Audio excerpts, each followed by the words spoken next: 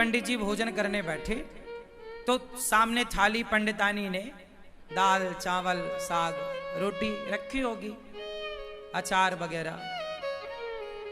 पंडित जी भोजन करने बैठे कि तभी कोई द्वार पे भिक्षुक आ गया। भिक्षाम देही, हे भैया मैं बड़ा भूखा हूं, कुछ भोजन मिल जाए। पंडित जी भोजन करने ही बैठे हैं, सामने थाली है और द्वार पे कोई भूखा आ गया। पंडित जी ने सा सम्मान बुलाया, आओ आओ आओ भैया आओ। आसन लगाई और भोजन अपनी वाली थाली पंडित जी ने उन्हें दे दिया। और पंडितानी जी ने जो भोजन बनाया था वो जरा सा ही था, क्योंकि घर में कुछ था नहीं, जितना था उसने बनाया। थोड़ी सी दाल थी, आज दाल बनी, साग थी, चावल जो था भिक्षा में उसे मिला। ब्राह्मण थे, भिक्षा मांग कर लाते और जो मिलता खाते। तो आज उनका भोजन जरा कम था, पंडितानी के लिए जरा सा अंदर था। अब वो अतिथि आए और बैठे और वो पंडित जी की थाली में बैठ गए और वो बढ़िया खाए। पंडित जी अंदर गए, पंडितानी से कहा कि थोड़ा और दो रोटी। तो उसने बोला कि बस ये आखिरी 2 रोटी बची हैं। जब पंडितानी ने कहा कि आखिरी 2 रोटी बची हैं, तो वो जो बाहर बैठा खाने वाला अतिथि था उसने सुन लिया कि अब बस इनके पास 2 रोटी बची हैं। तो पंडित जी दोनों रोटी लेकर आए और कहा भैया प्रसाद पाओ, एक और दो रख दूं। उसने कहा नहीं नहीं अब नहीं चाहिए। वो भी समझदार कि अब बेचारे ये क्या खाएंगे, तो मना कर दिया। पंडित जी ने कहा ना, आप हमारे अतिथि हैं, आप पेट भर के खाओ। अच्छा बोले आपकी इच्छा है तो एक रख दो। तो 1 रोटी रख दी गई और 1 रोटी बची। अब वो अतिथि तो बढ़िया दाल चावल सब्जी रोटी खाकर 5 रोटी खाकर खुश था। पंडित जी की थाली में पंडितानी जी ने 4 रोटी रखी थी फर्स्ट में, 5 रोटी एक और मिल गई। 5 रोटी खा के उसका बढ़िया पेट भर गया, वो चला गया। अब दोनों पंडित पंडितानी बचे तो पूरे बर्तन लाके बाहर रखे और थाली लगाई 2। अब 2 थाली लगी हैं, पीछे की बची हुई जरा सी साग।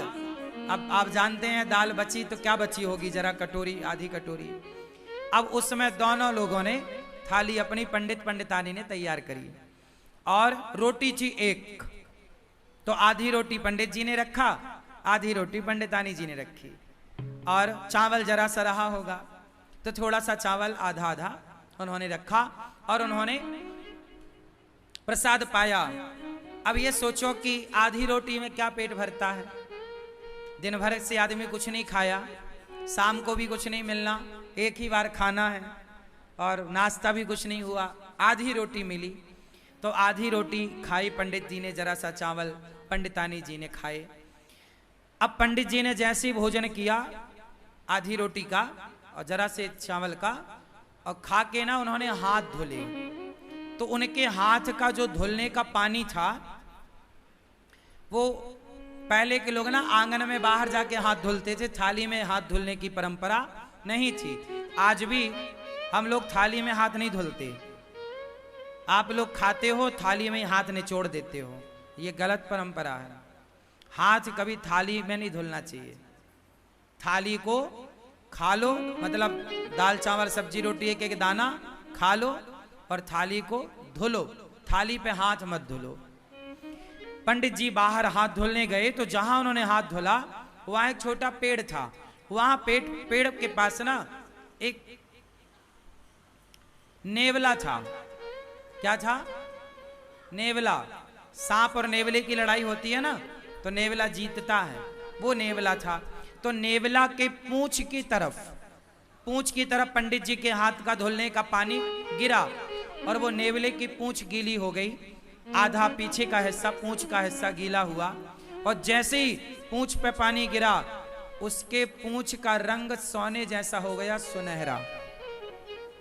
नेवले ने पूंछ देखी, पंडित जी से बात करी, पंडित जी आपने पानी डाला तो मेरा देखो ये रंग सुनहरा हो गया, सोने जैसा, मेरी पूंछ सोने जैसी हो गई। आप एक काम करो, मेरे पूरे शरीर में पानी डाल दो, मैं सुंदर हो जाऊंगा। पंडित जी बोले मैंने तो अपना हाथ धुल लिया। नेवले ने कहा महाराज ये बताओ कि आपके पानी डालने से मेरा ये शरीर का रंग कैसे बदल गया, सुनहरा हो गया, सोने के कलर का।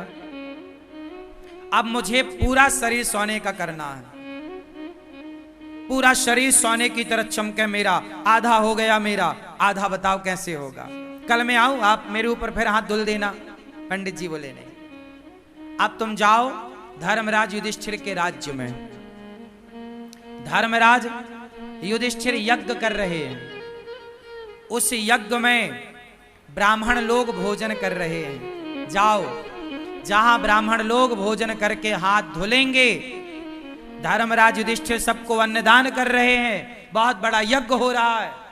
जाओ, यदि तुम्हारा किसी ब्राह्मण के हाथ धुलने के जल से यदि तुम्हारा शरीर सोने का हो जाए तो समझ लेना कि धर्मराज का यज्ञ पूरा हो गया। जाओ।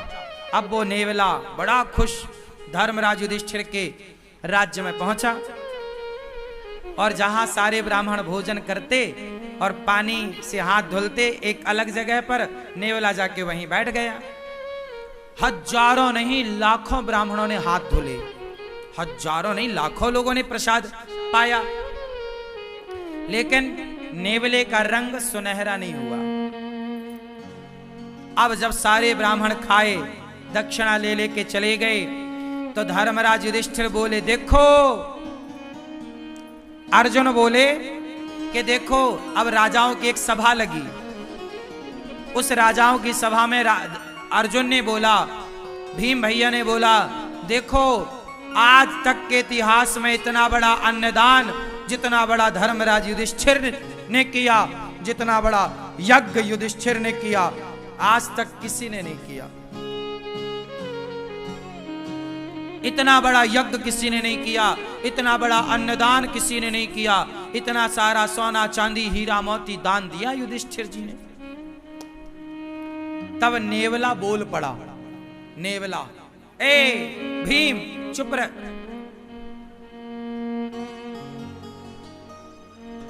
नेवला बोला, भीम भैया चुप रहो, कोई यज्ञ व्यज्ञ नहीं हुआ यहां। यज्ञ तो एक ब्राह्मण के घर में हुआ था। कौन हो तुम? नेवले को बुलाया। भीम भैया ने पूछा तुम कौन हो? नेवले ने कहा भैया मैं तो नेवला हूं। तो तुम्हारा ये शरीर सुनहरे का कैसे है? सोने का रंग सुनहरा कैसा? नेवला ऐसा तो नहीं होता, तुम्हारे ये बाल सोने जैसे चमक रहे हैं कैसे? उसने कहा महाराज यहां पास में एक गांव है, उस गांव में एक पंडित पंडितानी रहते हैं। पंडित जी ने हाथ धोया तो उनके हाथ धोने का जो पानी गिरा वो मेरे शरीर पे गिरा, तो मेरा शरीर सोने का हो गया आधा। और उन्होंने कहा कि युधिष्ठिर के यज्ञ में जाओ, यदि तुम्हारा पूरा शरीर सोने का हो जाए तो समझ लेना कि उनका यज्ञ पूरा हो गया। पर सुनो, तुम्हारा कोई यज्ञ पूरा नहीं हुआ। मैंने तो कब से बैठा गीला होता रहा, मेरा शरीर सोने का नहीं हुआ। और तुम कह रहे हो कि धर्मराज ने इतना बड़ा यज्ञ किया, इतना दान किया। वो पंडित जी ने जो हाथ धोले तो मेरा शरीर बदल गया, और तुम्हारे यहां तो इतने ब्राह्मण खाए, कुछ नहीं हुआ। भगवान श्री कृष्ण भी उस सभा में बैठे थे। भगवान कृष्ण मुस्कुरा रहे हैं मंद मंद। अर्जुन गए, हे श्याम सुंदर, ये आप ही जानो ये नेवला कौन, ये क्या कह रहा है, आप बताओ कि यज्ञ पूरा हुआ कि नहीं। अब सब में ये कौतूहल हो गया ना कि भाई धर्मराज ने इतना पैसा खर्च किया पर इनका तो यज्ञ पूरा हुआ ही नहीं। नेवला कह रहा है कि जब तक पूरा शरीर सोने का नहीं होगा यज्ञ पूरा नहीं माना जाएगा।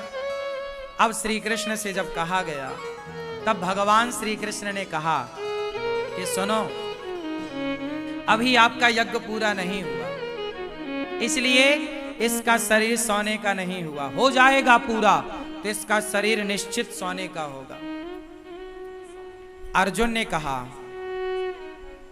ने कहा कि हे प्रभु, मेरे भाई ने युधिष्ठिर जी ने जितना बड़ा यज्ञ किया, आज तक इतना बड़ा यज्ञ किसी ने नहीं किया। जब किसी ने नहीं किया तो इसका आधा शरीर सोने का कैसे हुआ? भाई इतना बड़ा यज्ञ तो किसी ने नहीं किया, और ये इसका शरीर पूरा सोने का यज्ञ में होगा, तो आधा शरीर जो इसका सोने का हुआ वो कैसे हुआ, मैं ये जानना चाहता हूं। तब भगवान कृष्ण बोले, नेवला तू ही बता। तब नेवले ने बताया कि महाराज मैं वहां गया, पंडित जी भोजन करने बैठे थे, कोई अतिथि आया तो अपनी थाली खिसकाई और आधी रोटी खाई और संतोषजनक भाव से उन्होंने अतिथि को भोजन कराया, और जितना मिला ईश्वर का धन्यवाद देकर बिना शिकायत के और प्रसन्न चित्त से दोनों पति पत्नी आनंद से थे। उन ब्राह्मण का, संतोषी ब्राह्मण, भक्त ब्राह्मण, वो भक्त था, संतोषी था, उस संतोषी और उस भक्त का हाथ का जब धौमन मेरे शरीर पर पड़ा तो मेरा शरीर आधा सोने का हो गया। अर्जुन बोले, प्रभु ये क्या है? भगवान बोले, अर्जुन तुम्हारे भाई ने करोड़ों रुपए खर्च करके जो यज्ञ किया, करोड़ों रुपए खर्च करके उस यज्ञ से तुम्हारे भाई को जितना पुण्य नहीं मिला, उससे ज्यादा पुण्य उस ब्राह्मण को एक भूखे को भोजन कराने से मिल गया। क्यों? क्योंकि तुम्हारे पास तो करोड़ों हैं, तो तुम करोड़ों खर्च कर रहे हो, पर ब्राह्मण के पास तो एक थाली भोजन ही था, 4-6 रोटियां ही थी, लेकिन उसने अपना संपूर्ण दान कर दिया, सर्वस्व दान कर दिया। उसकी तो सर्वस्व के नाम पर इतनी ही संपत्ति थी ना, थाली में भोजन। अर्जुन बोले, अब ये बताओ इसका शरीर कैसे सोने का होगा? बोले, आपके राज्य में कोई भूखा है, जाओ पहले खोज करो। खोज किया तो पता लगा कि जंगल में एक महात्मा भूखे बैठे हैं। धर्मराज का यज्ञ सब ब्राह्मण भोजन कर लिए, पर एक ने नहीं किया, तो अभी यज्ञ पूरा नहीं हुआ। उस महात्मा को बुलाया गया, निवेदन किया गया, और जब वो आए और उन्हें भोजन कराया गया, और जब उन्होंने हाथ धुले तो उनके हाथ का धौमन इसके शरीर पे जाकर पड़ा, तो इसका पूरा शरीर सोने का हो गया, एक सा हो गया, पीछे से आगे तक सुनहरा हो गया पूरा। इसके बाल बिल्कुल सोने की तरह चमकने लग गए। घंटा बंधा था, टन टन टन टन करके बजने लग गया। युधिष्ठिर, आपका यज्ञ संपन्न हुआ। यज्ञ कब पूरा हुआ? जब भोजन कराया। कोई भी यज्ञ कर लो साहब, जब तक अन्नदान नहीं करोगे वो यज्ञ पूरा नहीं होगा। इसलिए सबसे बड़ा यज्ञ अन्नदान ही है। आप और किसी यज्ञ में उलझो मत, आप सीधा किसी भूखे को भोजन करा दो, वही सबसे बड़ा यज्ञ है। इसलिए गौरी गोपाल आश्रम में रोज यज्ञ होता है। कौन सा यज्ञ? सेवा का यज्ञ। सवेरे 8 बजते ही संतों की टोली आ जाती है, कीर्तन करने लग जाती है। रोज गोविंद हरे गोपाल हरे, रोज कीर्तन होता है गौरी गोपाल में संतों के द्वारा, और उन्हें भरपेट आप लोग दान करते हो, उन्हें आप भोजन कराते हो।